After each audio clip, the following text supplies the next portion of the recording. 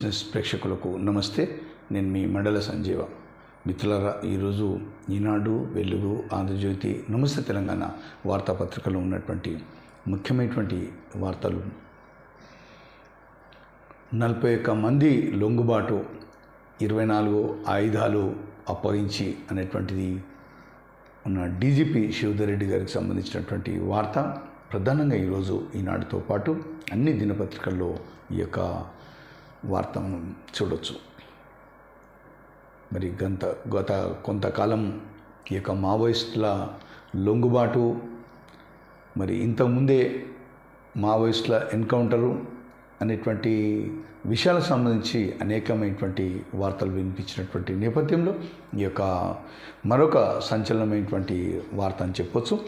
మరి డీజీపీ గారు నిన్న మాత్రం 41 మంది లొంగుబాటు అనేటువంటి విషయాన్ని మాత్రం స్పష్టం చేస్తూ ఈ యొక్క వార్త ప్రధానంగా అన్ని దినపత్రికల్లో ఈ వార్తను చూడవచ్చు.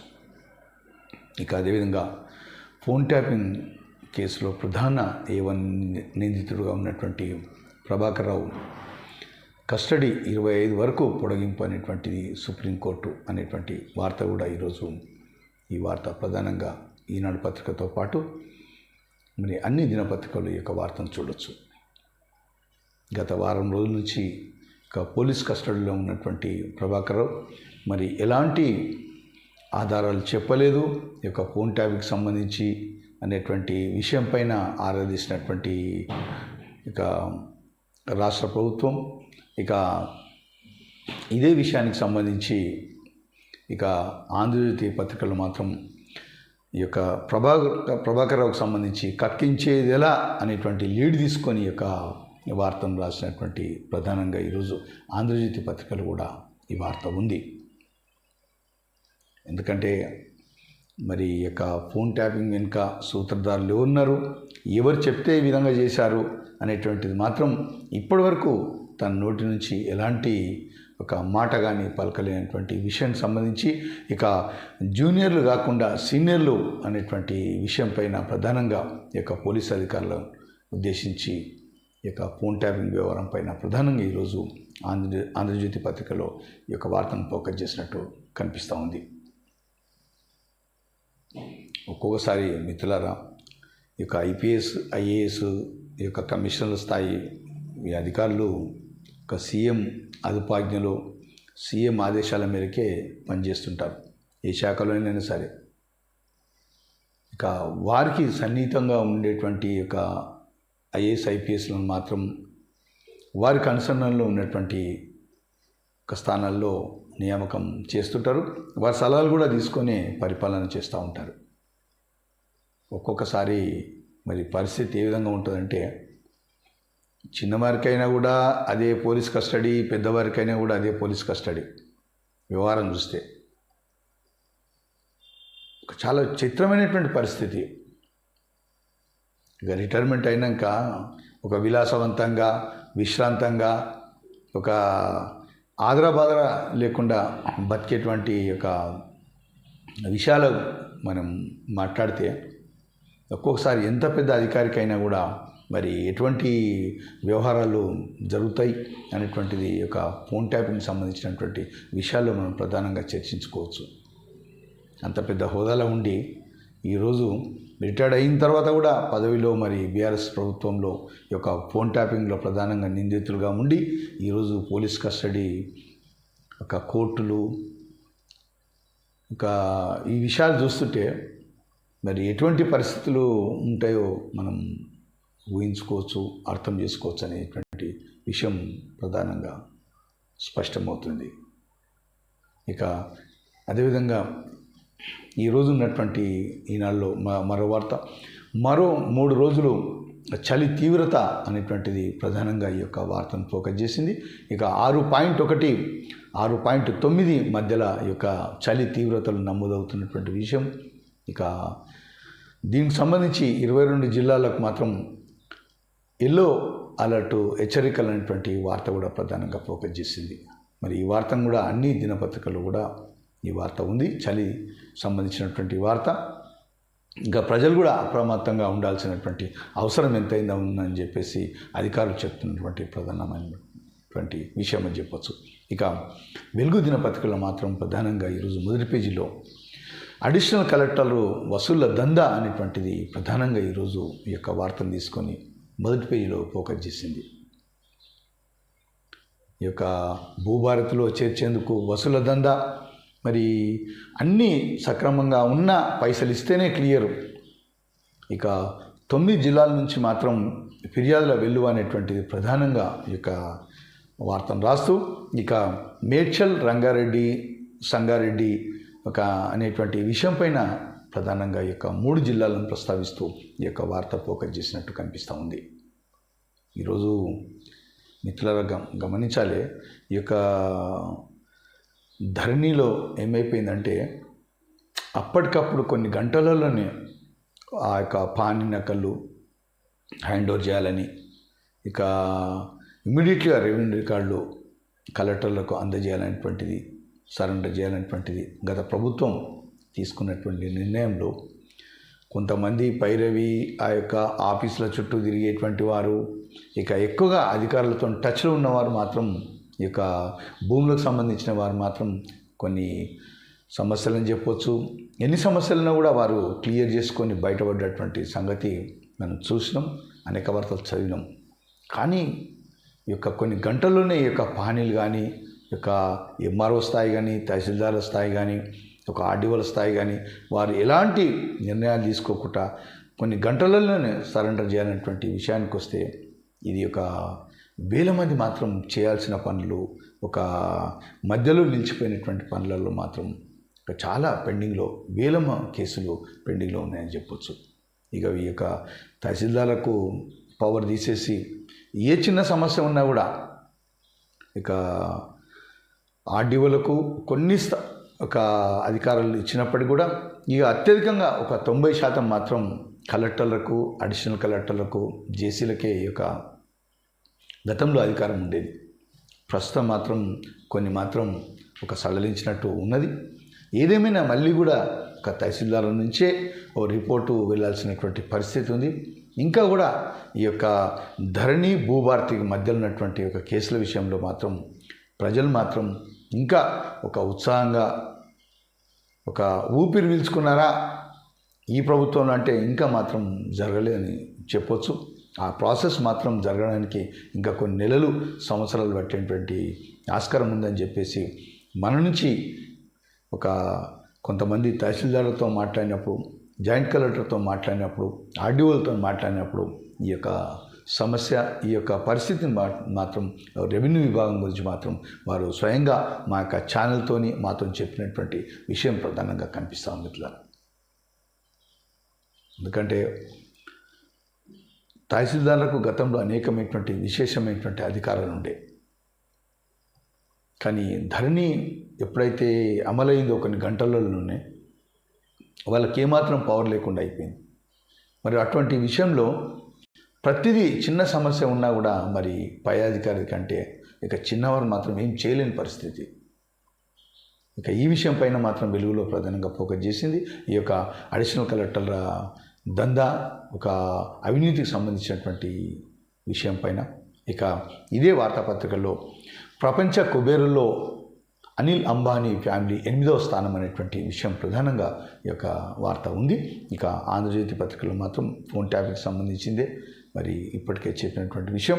ఇక నమస్తే తెలంగాణ వార్తాపత్రిక విషయానికి వస్తే సిరిసిల్లలో మరి కేటీఆర్ మాట్లాడుతూ ఇక ఫిరాయింపు ఎమ్మెల్యేల పైన మరి స్పీకర్ ఎలాంటి నిర్ణయం తీసుకోలేదు అనేటువంటి విషయం పైన వారిని రాజీనామా చేయించు అనేటువంటి ఒక కొత్త సర్పంచ్లను సన్మానించేటువంటి కార్యక్రమంలో కేటీఆర్ అన్న మాటలు ప్రధానంగా ఈ యొక్క వార్తను మనం చూడవచ్చు మిత్రులారా.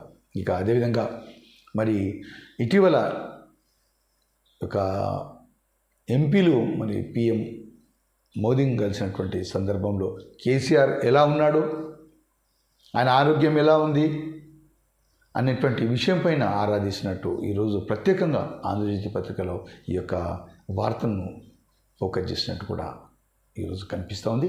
ఇక ఏదేమైనా ఈరోజు ఈనాడు పత్రికలో ఉన్నటువంటి ముఖ్యమైనటువంటి వార్త చూద్దాం.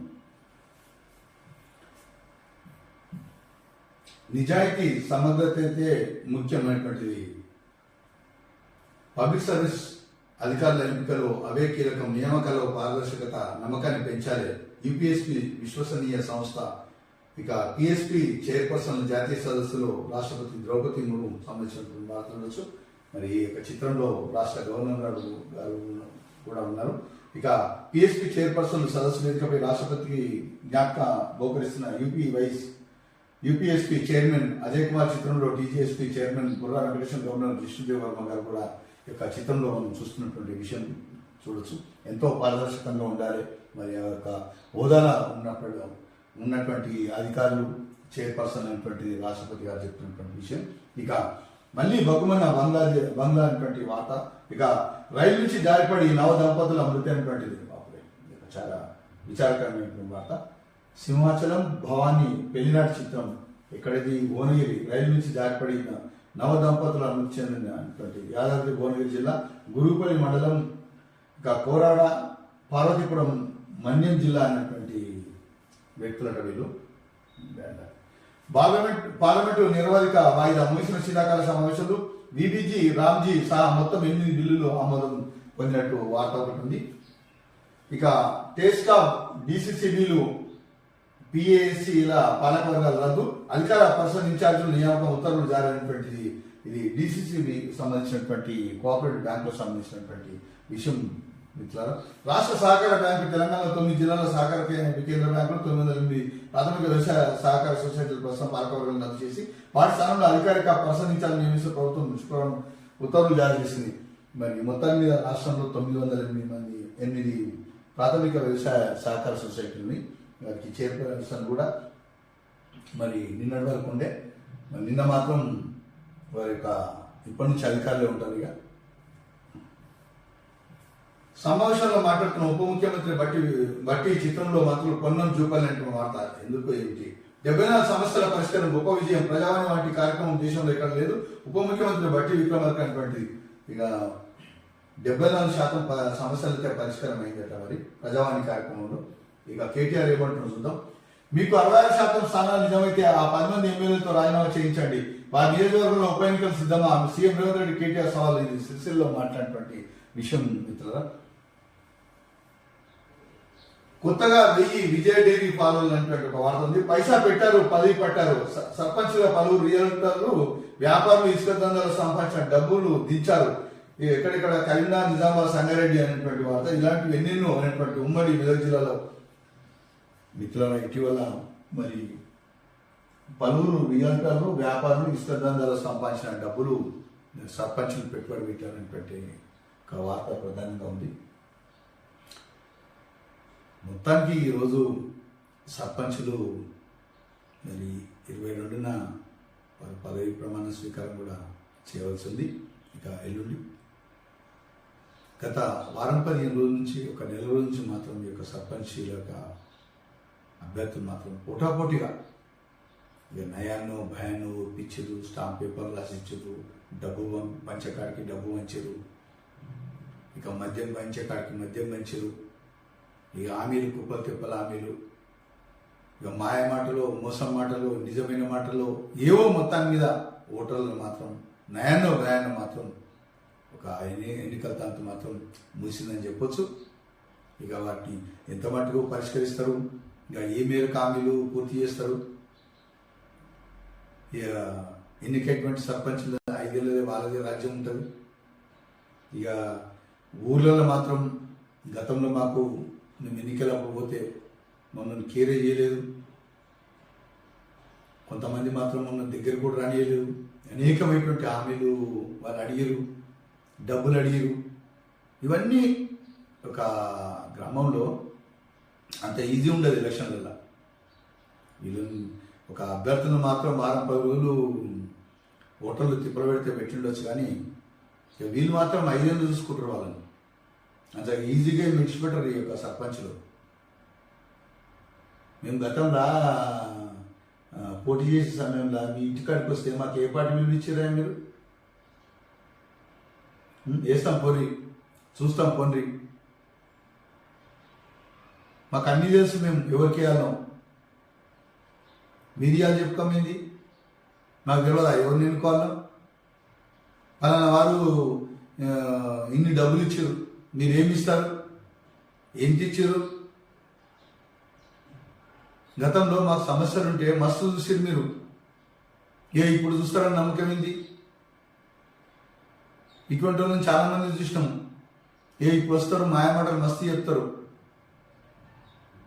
మీ గండం కట్టెక్కడానికి 96 చెప్తారా మీరు?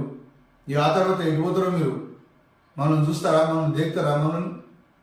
ఈ విధమైనటువంటిది ఒక సర్పంచ్ అభ్యర్థులకు ఇక ఓటర్లకు మధ్య జరిగినటువంటి సంభాషణ చెప్పవచ్చు. ఇక ఇసుక దందా మీద రియల్ వ్యాపారులు ఈ యొక్క ప్లాట్ల దందా చేసి అనేకమైనటువంటి డబ్బు కోట్ల రూపాయలు దించి సర్పంచ్ లేనటువంటి ఒక ప్రత్యేక కాలం ఉంది. మరి డబ్బు ఏ విధంగా సంపాదించినప్పటికీ కూడా ఈరోజు మాత్రం సర్పంచ్ అభ్యర్థులు మాత్రం ఏదైనా ఒక ₹1 కోటి పెట్టినాం, 50-60 లక్షలు ఖర్చు పెట్టినాం. ఇప్పటి నుంచి సులువుగా ₹1 కోటి పెట్టినైనా 5-10 కోట్లకు ఎట్లయినా ఆశపడి పనిచేస్తారు.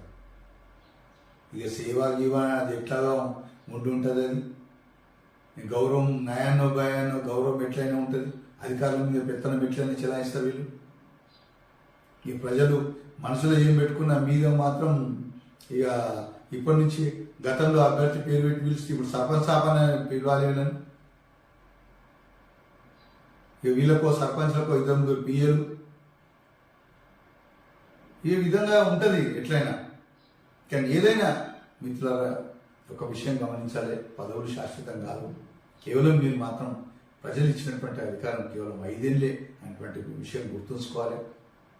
ఈ 5 ఏళ్ళు మాత్రం ప్రజలు ఓట్లు వేసిన వాళ్ళను, ఓట్లు వేయని వాళ్ళను మీరు అప్పటికప్పుడు కొద్దిగా దేశించినా దూషించినా కానీ అందరినీ సమానంగా చూసి అందరి మనసులను మరి వారికి మనసు నొప్పియకుండా వారి కన్సర్న్లలో అభివృద్ధి చేసిన వాళ్ళే 5 సంవత్సరాలు కాదు, ఎప్పటి కూడా జీవితకాలం ఈ యొక్క పదవులలో మీ యొక్క గౌరవాన్ని పొందుతూ మీరు అనేకమైనటువంటి ఒక విలువతో కూడినటువంటి ఒక మీ జీవితం ఉంటుందని చెప్పేసి మాత్రం మా పరంగా కానీ మేధావి పరంగా కానీ మీరు తెలుసుకోవాల్సినటువంటి అవసరం ఉంది.